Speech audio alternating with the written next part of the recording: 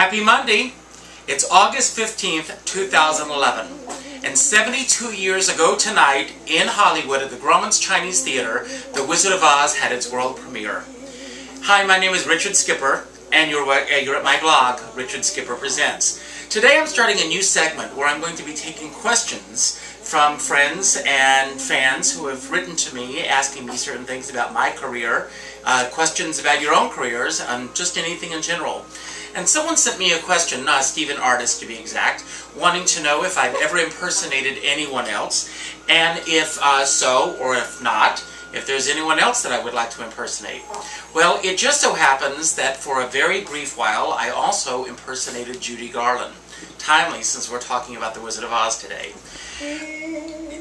Now, my tribute to Judy Garland actually started when Danny and I took our first vacation together. We went to Provincetown, and I got up in an open mic and I sang both as Carol Channing and as Judy Garland. And there was a guy in Provincetown by the name of Stephen Heath who happened to be getting a name for himself in Provincetown as Carol Channing, and he was interested in me putting a show together with him, with me performing as Judy Garland. I had never done Judy Garland actually before, and I didn't know if I'd be able to pull it off, but I said, give me a few weeks to think about it, and we'll see what can come up. So I thought about it, and I came up with the premise of doing a show where Judy Garland and Carol Channing were actually doing a television special together, circa 1963, 1964, which was around the time that Carol Channing was doing Hello Dolly, anyway, on Broadway. So we put together the show, we opened in Provincetown, and the response was overwhelming. But I wanted to make sure that I got all the kinks out before I brought the show to New York. Now in the meantime, while I was doing my show on the road, Tommy Femia was very successfully getting a name for himself here in New York, performing as Judy Garland himself. So by the time we brought the show to New York, many people thought that I was infringing upon Tommy Femia's territory, which was never the case. What I wanted to do is I wanted to present a Judy Garland was at the top of her game, with her voice intact, with all of her faculties intact, and I wanted to do something that was positive. I find that most people who impersonate Judy Garland want to go after the tragedies that they remember her by. Well, I like what Lorna Luft and Liza Minnelli and Joey Luft have always said about their mother. She was really a fun person, and she was not the tragic figure that the world wants to paint her out to be. So that was my goal with the show.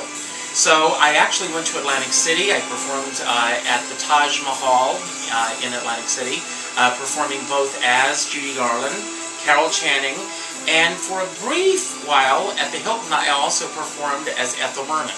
Thank God I only did one song as Ethel Merman in that show, because it was a vocal strain to do that night after night after night. And the interesting thing about working in the Hilton is that the show would start every night promptly at 8 o'clock. At 7:55, the orchestra, we would get a recording talking about all the things that were taking place in the casino, and then at 8 o'clock, whether I was ready or not, the orchestra would start, and there I would be on stage singing Everything's Coming Up Roses. So as far as impersonating anyone else, I'm really not interested. I want to focus on Richard Skipper for a while. I've enjoyed performing as Carol Channing, obviously, over the years, but I feel that it's been a double-edged sword. I've enjoyed the successes that the show has afforded me, but it also has basically, in some spots, obliterated Richard Skipper. I don't think that people consider Richard Skipper when they were putting together shows such as the Cabaret Convention or the Nightlife Awards or any other thing. So I want to get the word out that Richard Skipper is a performer himself, an entertainer, and get as much work as I possibly can performing as Richard Skipper. So as far as anyone else is concerned, I'm really not interested in performing as anyone else. I want to thank you for your questions, Stephen, and for anyone else that has any questions, please send them to richard@richardskipper.com, and I will be answering questions every 5 days on my blog.